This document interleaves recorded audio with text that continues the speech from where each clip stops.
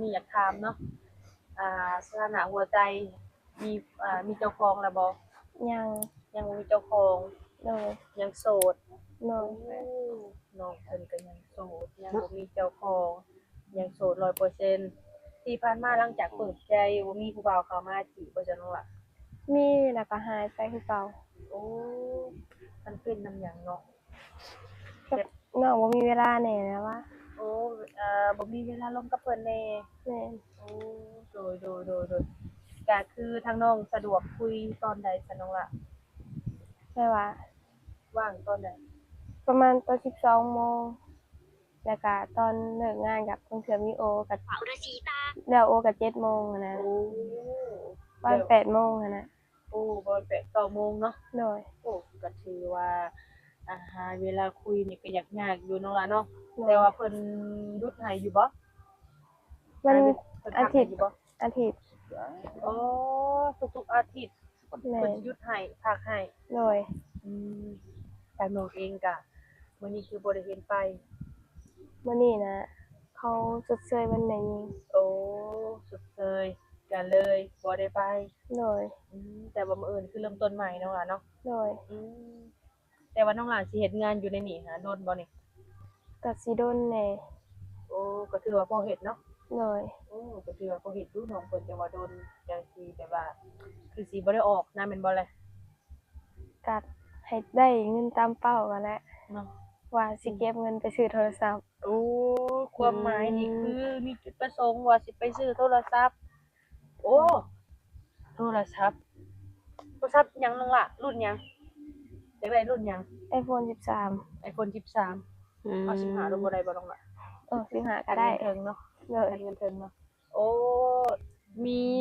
ราคาส่ำใดน้องล่ะหลายส่ำใด8ล้านบ่ประมาณนี้แหละ iPhone 13หั้นใดแม่นโอ้ก็ถือว่าหนักหน่วงเลยเนาะก็หลายเด้ราคานี่เนาะอืมถ้าทางน้องหลานนี่ก็คืออยากได้โทรศัพท์เพื่อมาใช้โทรศัพท์เครื่องของน้องเองน่ะจ้ะน้องโทรศัพท์ที่น้องใช้น่ะจ้ะเป็น แบตเสื่อมแบตเสื่อมแม่นโอ้แบตเสื่อมเนาะ ลิ้นก็คือสิบ่สะดวกก็เลยตัดสินใจอยากไปเก็บเงินซื้อโทรศัพท์เก็บได้จักล้านแล้วเอาตอนนี้อะ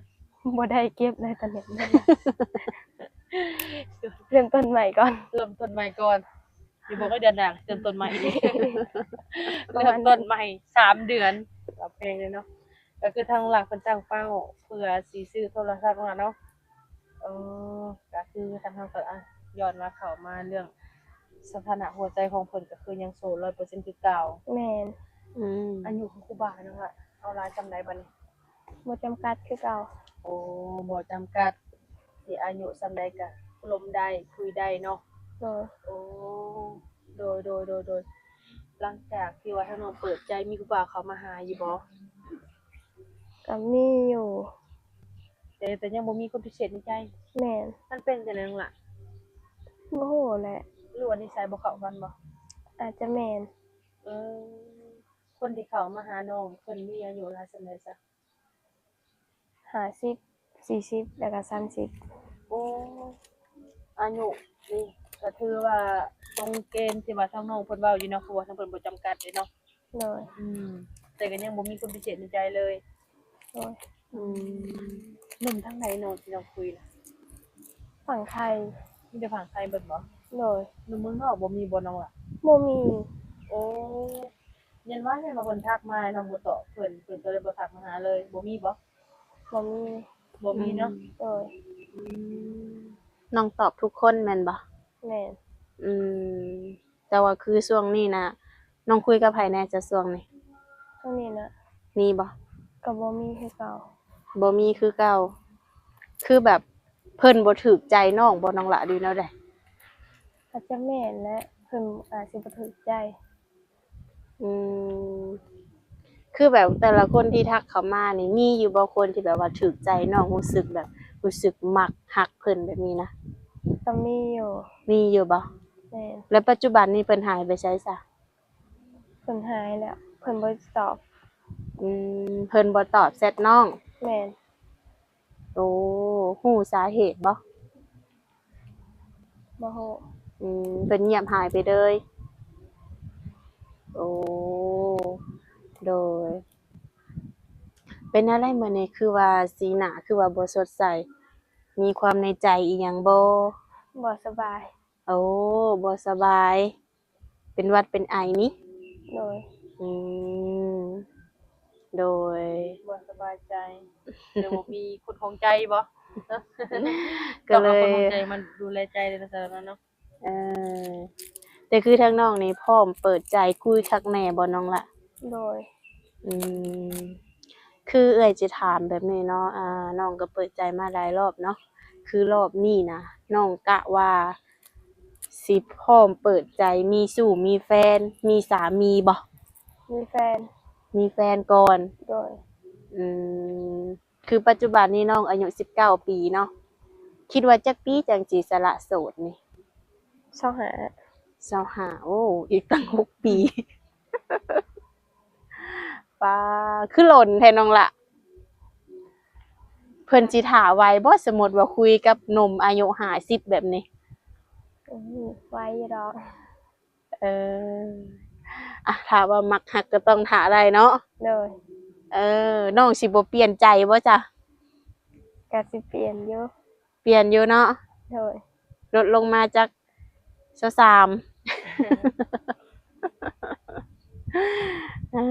จ้ะโดยก็ถือว่าเป็นช่วงเบิ่งใจกันบ่ โดย อืมน้องสิเอาได้แท้บ่น้องละอายุ50-60แบบนี้ ก็สิได้ถ้าได้มักแล้ว ถ้าว่ามักเนาะ โดย ถ้าบ่มักก็ว่ากันไปอีกอย่างเนาะอ่าโดยแล้วน้องสิคุยเวลาไรซะเวลาว่างนี่ โดย เวลาว่าง ตอนใดตอนเที่ยง ตอนเที่ยงแล้วก็ตอนเลิกงาน น้องเลิกงานจักโมง บางเทื่อก็5บางเทื่อถ้าบ่มีโอก็5ถ้ามีโอก็8อืมโดยคือน้องได้เงินเดือนมาแบบนี้ก็มีแบ่งออกไปอยู่บ่ อืม แบ่งให้ไผ ให้แม่ โอ้ให้แม่เท่าใดน้องล่ะ ถ้าได้2ล้าน7ให้แม่2ล้านเก็บ700,000 โอ้เอาแต่ปลายมัน โดย อืมโดยให้แม่2 ล้าน คือให้เพิ่นเก็บไว้ให้บ่หรือว่าให้เพิ่นใช้ ให้เพิ่นใช้ อ๋อโดยคือว่าน้องนี่มีเป้าหมายว่าอยากได้โทรศัพท์นี่ มันสิได้อยู่บ่ซะน้องล่ะ คือให้แม่หลายแท้ ก็สิได้อยู่ อื บางเทื่อก็แม่แล้วก็กินล้านหนึ่งแล้วก็เก็บไว้ให้ล้านหนึ่งเด้ โอ้แม่เพิ่นก็ยังเก็บไว้ให้อยู่ โดย โอ้โดยบ่คิดอยากไปหาเงินอยู่ฝั่งไทยน่ะบ่น้องล่ะ ก็คิดอยู่ อยากไปอยู่บ่ โดย อืมตอนใดซะน้องจังสิพร้อมไปนี่ ตอนมีเงินเฮ็ดบัตร อืมโดยต้องมีบัตรมีหยังก่อนเนาะ โดย เฮ็ดบัตรอยู่แถวบ้านน้องนี่แพงบ่ ก็บ่ฮู้แหละบ่เคยเฮ็ด บ่ฮู้ราคาเนาะ โดย คือตั้งแต่น้องเปิดใจมานี่ก็มีอยู่บ่ผู้บ่าวมาหาฮอดเฮือน บ่มี บ่มีบ่ โดย เพิ่นบ่อยากมาหรือว่าน้องบ่ให้มา บ่มีแต่บ่มีแบบเพิ่นนั่นน่ะว่าอยากให้มาอยู่ถ้ามี อยากให้มาอยู่ แต่บ่มีผู้มา แม่น อ้าวบัดนี้เนาะถ้าว่าเพิ่นอยากมาช่วงนี้ได้สามารถได้บ่นี่ ช่วงนี้เวียกอีกหลายประมาณแบบสงกรานต์นี่แหละได้อยู่ สงกรานต์มาได้บ่ โดย ถ้ามาสิพาเพิ่นไปเที่ยวไสนี่ บ่ฮู้แล้วตอนนี้ พาไปเลาะธรรมดา พาไปเลาะดินน้ำธรรมดา โดย อืมโดย คือแบบที่ผ่านมานี่เนาะก็มีคนที่ว่าขอไลน์น้องเนาะส่วนใหญ่เพิ่นว่าทักเขามาหาได้น้องบ่ตอบเพิ่นว่า บ่อาจจะเปลี่ยนลายใหม่แล้วเด้ เปลี่ยนไลน์ใหม่บ่ โดย อืมอันนี้อาจจะมีส่วนเนาะ โดย เพิ่นอาจจะทักไลน์เก่า คือน้องเปลี่ยนไลน์ใหม่เนาะ ต้องคุยกันโหลนบ่น้องละ 2-3 เดือน 2-3 เดือน โดย จังสิเป็นแฟน โดย โอ้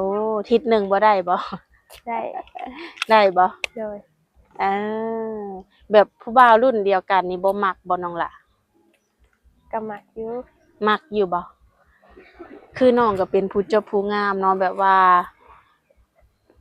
น้องไปเฮ็ดเวียกเฮ็ดงานแบบนี้นะบ่มีบ่ผู้บ่าวอยู่โรงงานจีบนี่ ก็อาจจะมี มีแม่นบ่ โดย บ่มักบ่ซะ กับเรื่องนี้แหละ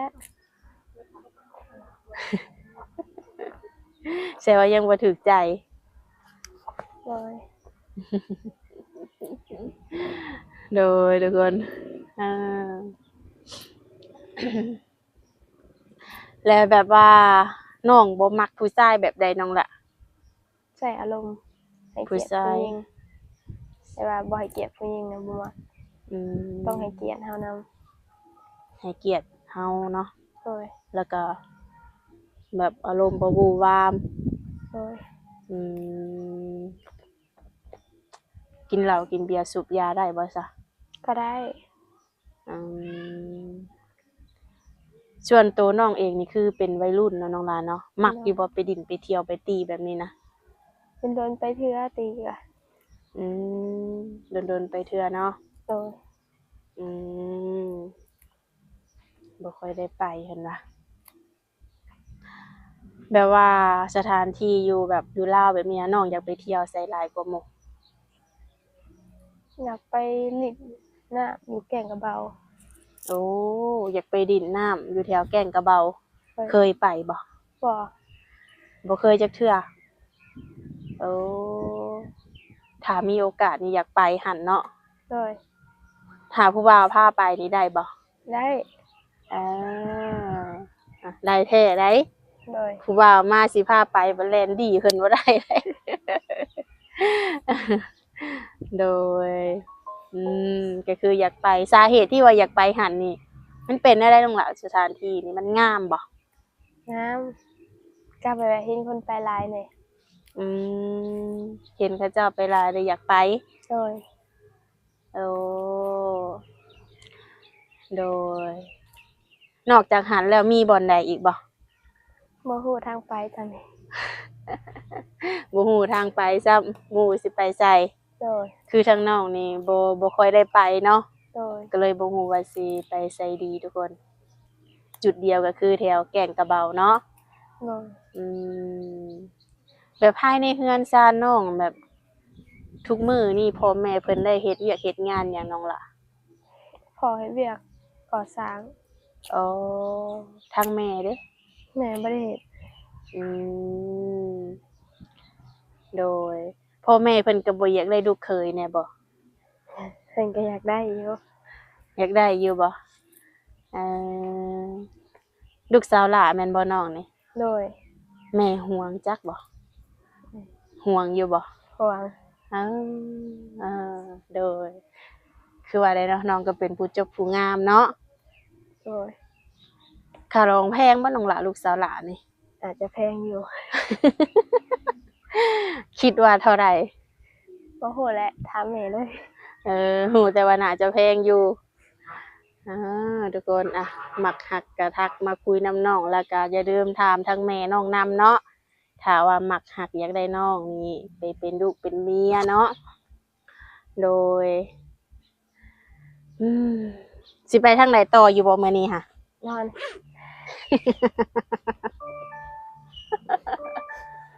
หลังจากโอลมกับเอื้อยแล้วก็สินอน โดย โอ้ยันว่าไปดินไปเที่ยววันหยุดแบบนี้เมินก็ไปเวียกคือเก่าบ่เมินนะ โดย เออเมินไปเวียกคือเก่า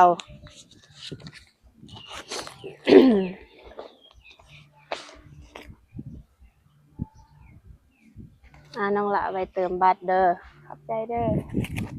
โดยไปเติมเน็ตไว้คุยกับผู้บ่าว